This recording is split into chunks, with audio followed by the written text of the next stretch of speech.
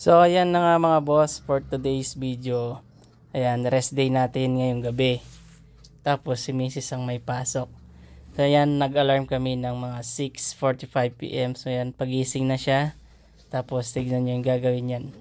Napaka-sweet ng baby ko. Lagi-lagi niyang ginagawa niyan kahit panis yung laway kinigis niya. Gabi-gabi niyang ginagawa niya basta pagkagising namin. Tignan mo, babalik pa yan. Ikikisa ko ulit. Ganyan ako kalab ng baby damulag ko. Uy, I love you, mulag. So yan na nga mga boss, mga 7:25 na yan. Ayan, bumaba na kami at nakapaggayak na rin siya. Ako, di na ako nagilamos lang ako, nagmumug. Kasi wala naman akong pasok.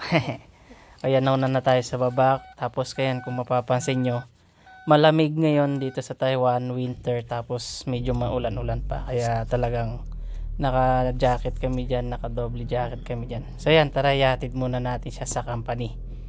Tingnan nyo, uy, nilalamig na yan, di lang pinapahalata. Ayan na nga mga boss, after ko may hatid si Mrs. Ayan, mga ilang minutes lang naman magsimula to apartment to company.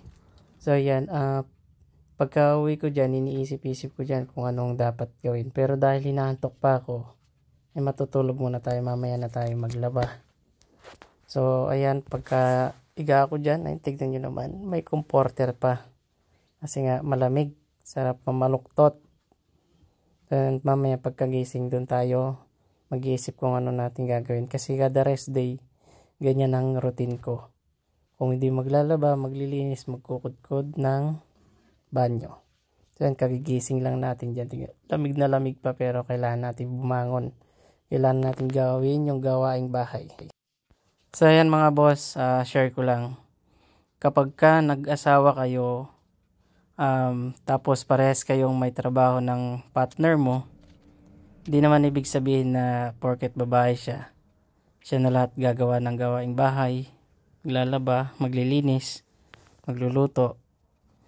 Kaya ang ginagawa ko dyan, pagka rest day ko, ako na yung naglalaba, ako na yung nagluluto, ako na yung naglilinis. Kasi hindi kami parehas ng schedule ng trabaho. Ako 4-2, siya 5-2. So pagka rest day niya, Sabado, Linggo at di ko rest day, siya naman maggagawa niyang ginagawa ko. Gusto ko kasi pagdating niya, ayan, malinis na lahat, nakapaglaban na, tapos pagdating niya, kakain na lang kami. So ayan na nga mga boss, yung sinasabi sa hula, yung mga washing na nandyan pang lalaki yata. So hindi, joke lang yan syempre. So ayan, kung napapansin nyo, yan, yung washing ko lang naman yung mga yung mga pantrabaho, tsaka mga pantalon.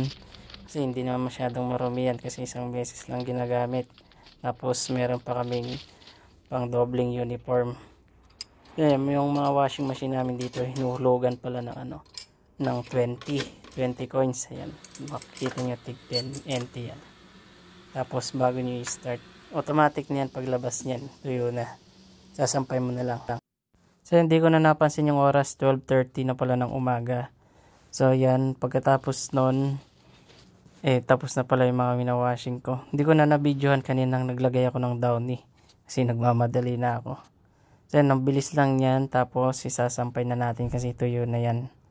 Dito lang din pala ako magsasampay sa may itaas ng ng apartment. Meron ditong sampayan. Ayan na nga mga boss, at tuyo na yan, isasampay na lang natin para mahanginan. Tapos mamaya na natin kukunin. So ayan, ganyang oras talaga kami naglalaban dito, gawa ng night shift kaming parehas. Gising sa gabi, tulog sa umaga. So ayan, at dahil malamig, bibilisan na lang natin ang pagsasampay. So ayan, time lapse. Buti na lang, bago ako nag-Taiwan 6 years ago, sanay ako sa mga gawaing bahay, sa mga paglalaba, sa mga pagluluto. Kaya hindi na ako mahirapan nag-adjust nung nandito na ako sa Taiwan.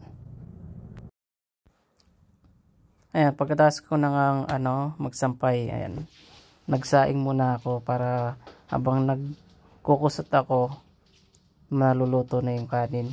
Kasi pinaghihiwalay ko ang dapat paghiwalayin. Yon. Hindi, pinaghihiwalay ko kasi yung mga yung mga panglakad, mga puti, mga undies, ganyan, mga medyas, tsaka yung mga uniform. Hina-handwash ko talaga yung mga yan. So yan, hindi pwedeng isama sa mga washing, kailangan talaga handwash. So oras na yan, as in, sobrang lamig ng tubig talaga, promise. So kahit may heater naman, pag nasanay ng kamay mo sa tubig, ayan, sa una lang naman malamig talaga siya, pero pag nasanay na yan, hindi naman masyadong tiis-tiis na lang, kasi ayoko na din sindi yung heater. So yan, kusot lang ng kusot. Tapos mamaya pagkatapos kong magkusot, ayan, kukod ko rin naman natin tong banyo gamit, kaya nagkukusot din kasi ako para pag natapos ako magkusot, yung pinagkusutan ko, ayan, yung sabon, sayang, ipang babrush ko na yan sa bowl, sa may tiles dyan sa banyo, para doble na habang naglalaba, tapos makakapaglinis ka pa ng banyo. Ayun, tignan nyo, laging ganyan ang ginagawa ko para laging malinis ang banyo namin, kasi talagang gusto ko laging malinis yan. Ayoko ng sa lahat ng sulok ng bahay, gusto ko yan banyo ang pinakamalinis. So yan mga boss, after ng mga ilang oras na din, kasi matagal talaga mag-hand wash. Ayan, pagkatapos nagluto na din pala ako ng almusalin namin, kasi anong oras na dyan. Ayan, nagperito pala ako. Yan na lang ang natitira ng stock namin dito sa rep. In-order niya yan, chicharon bulaklak. Tapos yung tuyo, bigay pa ng kasamahan ko yan sa trabaho. So no choice, yun lang muna talaga yung almusalin namin, gawa ng wala pang stock. Ilang araw na kaming di nakakalabas, gawa ng malamig niya. Ayaw namin lumabas ng umaga kasi sobrang lamig.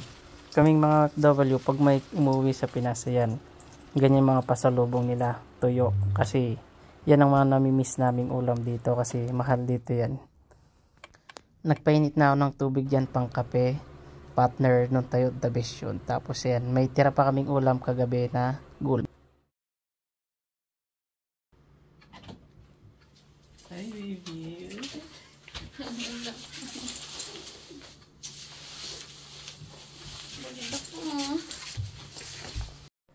Kain na kami ni baby Damulag.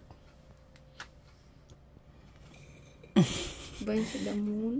Yung gatas namin Bear Brand, kasi pang baby. May baby namin isa't isa. Okay lang. Hindi siya okay. May tubig. Kung may mainit na tubig. Anong masarap ang tulog? Hindi nga ako natulog eh. Hindi natulog. Oh. Paghatid ko sa'yo, naglinis na ako dito. Naglinis? Itulog ka nang tumawag ako ng Anong lang yun? Yung nung oras lang yun. Tapos, nung nagising na ako, linis na ako, naglaba. Oh. Nagluto. Naglaba alas 12, tulog ka pa nun. Tignan mo lahat. Naglinis pa ako ng banyo, nagkudkud. Oh, tama na yan. Nagkudkud din naman ako. Yan, kakain muna kami. Yan.